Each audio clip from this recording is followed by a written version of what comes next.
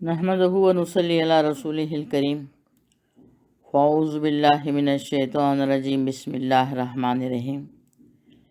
آئیے ہم اور آپ سب سے پہلے حضور نبی کریم تاجدار مدینہ رحمت عالم نور مجسم آقائے نامدار مدنی تاجدار روحی فدا جناب محمد رسول اللہ صلی اللہ علیہ وسلم کی بارگاہ میں درود شریف کا نذرانہ پیش کریں۔ اللہم صلی علی محمد وعلی آل سیدنا محمد وبارک وسلم کما تحب و ترضی ان تصلی علیہ الصلوۃ والسلام علیک یا رسول اللہ۔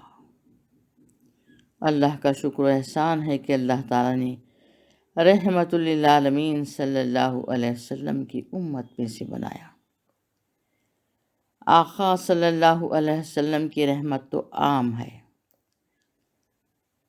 اگر سمجھ میں نہ آئے رسول اللہ صلی اللہ علیہ وسلم کی رحمت تو جاؤ کفار مکہ سے پوچھو اور اس منظر کو یاد کرو کہ میرے آقا صلی اللہ علیہ وسلم مکے کی سر زمین پر فاتحانہ شان سے آئے تھے۔ یہ اس قوم میں آئے جس قوم نے رسول کو اپنے وطن میں رہنے نہ دیا۔ یہ وہ قوم تھی جس نے رسول اللہ صلی اللہ علیہ وسلم کے راہ میں کانٹے بچھائے تھے۔ یہ وہ قوم تھی جس نے مدینے میں بھی چین سے رہنے نہ دیا تھا۔ یہ قوم تھی جس نے رسول اللہ صلی اللہ علیہ وسلم کے چاہنے والوں کے سینوں پر پتھر رکھا تھا۔ یہ وہ قوم تھی جس نے رسول اللہ صلی اللہ علیہ وسلم کے چاہنے والوں کو آگ کے حوالے کیا تھا۔ آج وہ قوم محکوم و مفتح کی حیثیت سے سامنے ہے اور سیدنا خالد ابن ولید کا جوش شجاعت شباب پر ہے۔ جوش ابال کھا رہا ہے۔ آج خون بہانے کا دن ہے، آج انتقام لینے کا دن ہے۔ آج خالد یہ کہہ رہے ہیں، مگر میرے آقا صلی اللہ علیہ وسلم کہہ رہے ہیں آج رحمتوں کا دن ہے، آج احسان کرنے کا دن ہے، آج معاف کرنے کا دن ہے، آج مہربانی کا دن ہے، اور رسول واقعی آپ سارے عالم کے لیے رحمت ہیں۔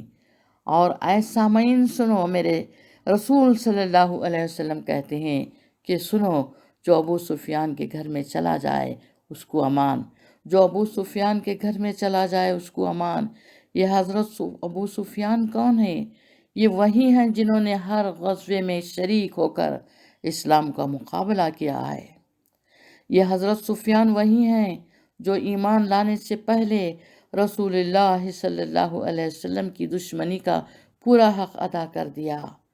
یہ ابو سفیان وہی ہیں جن کے گھر میں اسلام کے بڑھتے ہوئے وقار کو مٹانے کے منصوبے بنتے تھے۔ یہ حضرت سفیان وہی ہیں جن کے گھر میں نہ جانے کتنے فتنوں کے پروگرام بنتے تھے۔ یہ حضرت سفیان وہی ہیں جن کا گھر دار الفتنہ بنا ہوا تھا، مگر میرے آقا صلی اللہ علیہ وسلم کہہ رہے ہیں جو ابو سفیان کے گھر میں چلا جائے اسے امان ہے۔ دیکھو، دنیا کے سلطانوں کا طریقہ یہ ہوتا ہے کہ وہ جب کہیں جاتے ہیں تو دارالامان کو دارالفتنہ بنا دیتے ہیں، اور یہ نبی کی رحمت ہے کہ دارالفتنہ کو دارالامان بنا رہی ہے۔ کرم سب پر ہے، کوئی ہو کہیں ہو، تم ایسے رحمت للعالمین ہو۔ اللہم صلی علی محمد وعلی آل سیدنا محمد وبارک وسلم کما تحب و ترضی بان تصلی علیہ الصلوۃ والسلام علیک یا رسول اللہ۔ رسول کی رحمت کو اگر دیکھنا ہے تو چلو میدان طائف میں دیکھو۔ یہ قوم جس نے میرے آقا صلی اللہ علیہ وسلم کو تقریر نہ کرنے دیا، جس نے آپ کے اوپر پتھر برسائے، ذرا غور کرو، ذرا سوچو کتنا ظلم کیا۔ اور پھر ایک وقت آیا کہ پہاڑوں کا فرشتہ حاضر ہے، اے اللہ کے رسول صلی اللہ علیہ وسلم، آپ کی قوم نے کیا کیا؟ رب سب دیکھ سن رہا ہے، اسی سمیع و بصیر نے ہمیں بھیجا ہے کہ آپ حکم دیجئے اس قوم کے ساتھ کیا سلوک کیا جائے۔ حکم دیجئے، جو آپ چاہیں ان دونوں پہاڑوں کو اگر چاہیں تو ملا دوں، یہ قوم ہمیشہ کے لیے نیست و نابود ہو جائے گی۔ ذرا غور تو کرو، ایسے وقت میں انتقامی جذبہ کتنا جوش و شباب پر ہوا کرتا ہے، مگر میرے رسول صلی اللہ علیہ وسلم نے کہا، سنو، میں یہ نہیں چاہتا کہ ہلاک ہو جائیں، ان پر قوم نوح کا عذاب آ جائے، ان پر قوم میں لوط کا عذاب آ جائے، ان پر عذاب قوم مدین آ جائے، میں نہیں چاہتا۔ اے دینے والے، اگر تو نے کچھ دینا چاہتا ہے تو عذاب نہ دے، نجات دے دے، ہدایت دے دے۔ اے دینے والے، اگر تو کچھ دینا چاہتا ہے تو انہی راہ مستقیم پر لگا دے۔ کیا پیارے الفاظ ہیں میرے آقا صلی اللہ علیہ وسلم کے۔ میں یہ نہیں چاہتا کہ ان کو مٹا دیا جائے، میں یہ نہیں چاہتا کہ ان کو نیست و نابود کر دیا جائے، میں یہ نہیں چاہتا کہ دھرتی سے ان کے نام و نشان کو مٹا دیا جائے۔ میں تو یہ چاہتا ہوں کہ اولاً تو انہیں ایمان والا بنا دے، اور اگر ان کے مقدر میں ایمان نہیں ہے تو کم از کم ان کے پیٹوں سے ایک ایسی قوم نکلے جو ایک خدا کی عبادت گزار ہو، جو اللہ کے ساتھ کسی کو شریک نہ کرے۔ اے میرے سامعین سنو، علماء کہتے ہیں کہ رسول کی بصیرت دیکھ رہی تھی کہ ایمان لانے والے ہیں اور ان کی پشت میں ایمان لانے والے بھی ہیں، ابھی پیدا نہیں ہوئے ہیں، ابھی پشت ہی میں ہیں اور ابھی سے بچا رہے ہیں۔ کرم سب پر ہے، کوئی ہو کہیں ہو، تم ایسے رحمت للعالمین ہو۔ وما ارسلناک الا رحمت للعالمین، اے محبوب، ہم نے تمہیں سارے عالم کے لیے رحمت بنا کر بھیجا ہے۔ اس میں دوست و دشمن کی تفریق نہیں ہے، ہاں اتنا فرق ضرور ہے، انبیاء کرام آئے ایک قوم کے لیے رحمت، ایک زمانے کے لیے رحمت، ایک ماحول کے لیے رحمت۔ میرے آقا صلی اللہ علیہ وسلم آئے تو سارے عالم کے لیے رحمت، اولین و آخرین کے لیے رحمت، انبیاء و مرسلین کے لیے رحمت، تمام کائنات کے لیے رحمت۔ مگر رحمت اور ہے، محبت اور ہے۔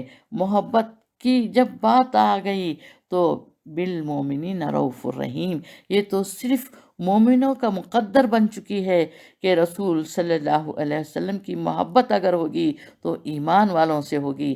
رحمت تو سبھی کے ساتھ ہے، مگر محبت صرف ایمان والوں کے ساتھ ہے۔ یہ واقعی ایمان والا تو رسول کی محبت ہی کا بھوکا ہے۔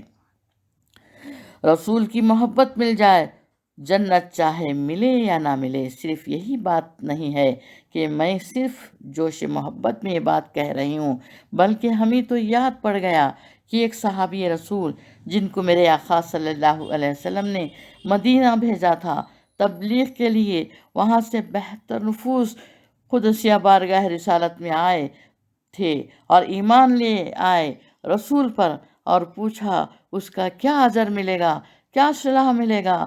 جب حضور صلی اللہ علیہ وسلم نے جنت کی بات کی تو انہوں نے کہا کہ سرکار آپ کہاں ہوں گے؟ جنت کے ذکر سے انہیں اطمینان نہ ہوا، جنت کے ذکر سے انہیں سکون نہ ہوا۔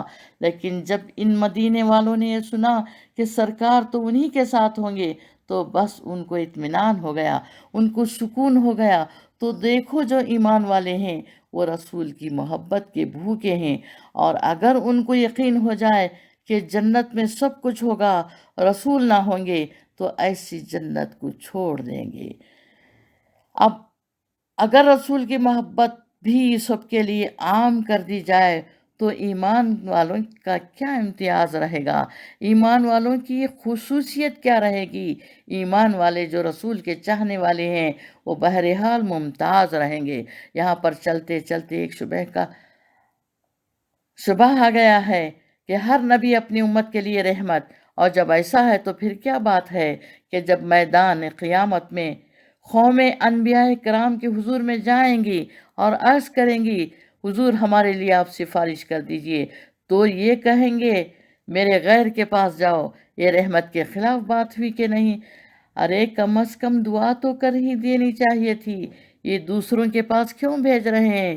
واقعی غور کرو، انبیاء کا یہ فرمانا کہ میرے پاس یہ اختیار نہیں ہے، آقا صلی اللہ علیہ وسلم کے پاس جاؤ، اللہ کے حبیب کے پاس جاؤ، یہ بھی رحمت ہے، اس لیے کہ وہ جان رہے ہیں کہ شفاعت کبریٰ ہے، اس کا دروازہ محمد رسول اللہ صلی اللہ علیہ وسلم کے سوا کوئی نہیں کھولے گا۔ جبھی تو کہتے ہیں کہ یہاں کیوں آئے ہو، وہاں جاؤ، جہاں جانا چاہیے تو رسول کے پاس بھیجنا، یہ بھی رحمت کا تقاضا تھا۔ وما ارسلناک الا رحمت للعالمین، سارے عالم کے لیے رحمت بنا کر بھیجے۔ اے آقا صلی اللہ علیہ وسلم پر ساری زندگی درود و سلام کے نذرانے پیش کرتے رہیں۔ اللہم صلی علی محمد وعلی آل سیدنا محمد وبارک وسلم کما تحب و ترضى ان تصلی علیہ الصلوۃ والسلام علیک یا رسول اللہ۔